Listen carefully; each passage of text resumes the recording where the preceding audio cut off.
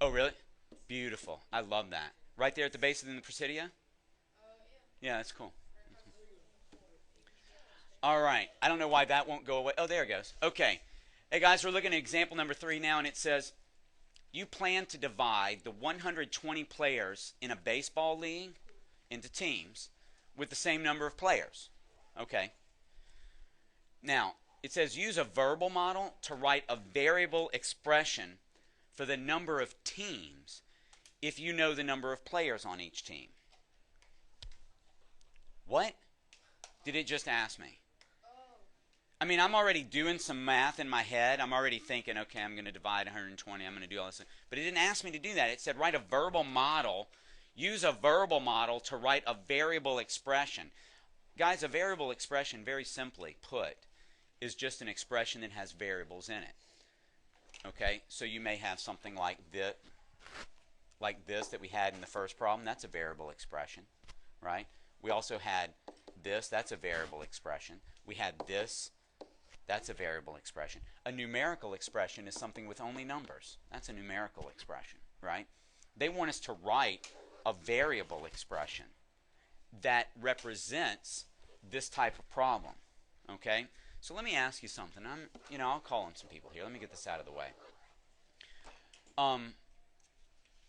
We don't know the number of teams, and we don't know the number of players on each team, do we?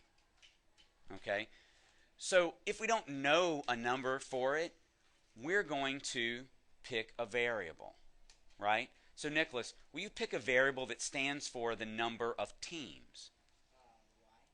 Y. Okay, we could pick Y. We might even pick T for teams, but we're going to pick Y because that's what Nicholas wanted to pick. So Y is equal to the number of teams. I'll just put number like that. Okay. And Kai is going to pick a letter to represent the number of players on each team. P, all right. So P is the number of players on team. Okay? There we go. Now, how can I put these things together to make a true statement? How can I do that? They've given us some information. They told us that we have 120 players.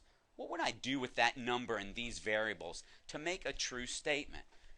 Nico's got his hand up. Nico? Well, we could do a chart, but it said that it wants an expression. Okay? So I want something like we've had in these earlier problems. All right? What do you think, Simon? Possibly y divided by p. Let's see. Y divided by p. Now, do we want to divide the teams by the number of players? I like the idea of division, but not these two. They're going to be in there, but not those two. What do you think, Zachary? How about y times x? Y, well now wait, that's not one of our variables.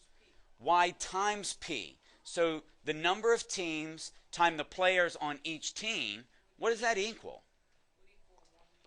It equals the total number of players. Do you agree with that? Yeah. That's one. That's one expression. Can someone come up with another expression for me? I mean, we could write this in a different way. Tut, what would you do? Can you do y times p equals 120 divided by 2? Now, I don't think that that's true because y times p does not equal 120 divided by 2. If we multiply the teams by the players, we're going to get 120 because we have 120 players, right? Think time. Liam's your hand up? Yeah. I like it. What do you got? 120 divided by y. How about if we take all the players and we divide them by the number of teams that we have, right? Say 10 teams. That's going to tell us how many players are on each team. Yeah? Does that make sense? So this is another expression. 120 divided by y is going to equal p. Here's another one. This is actually not an expression, it's an equation. Okay, because it has an equal sign in it. All right? That's good. I mean, we're just working together to figure out. We're just putting these relationships. We're just expressing this relationship. Yeah, Cole. 10 seconds? All right, well, let me go ahead and press the stop button then.